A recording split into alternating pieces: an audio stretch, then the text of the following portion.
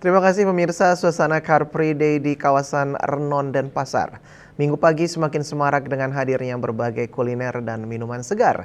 Salah satunya minuman jeruk segar milik Nimade Lina Oktariani yang diserbu masyarakat usai berolahraga.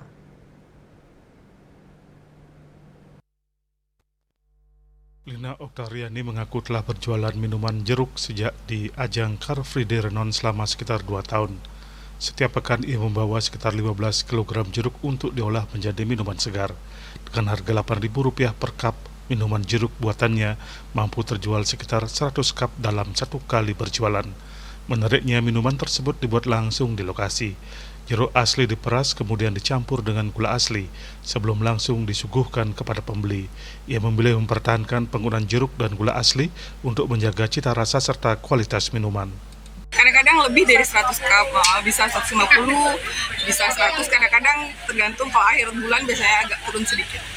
Mereka senang sekali, puas dan bakal pasti kembali lagi. Bagi Lina, berjualan di Car Free Day bukan hanya menjadi kesempatan untuk mendapatkan penghasilan, tetapi juga menjadi cara memperkenalkan minuman sederhana berbahan alami kepada masyarakat. Yana Bali TV.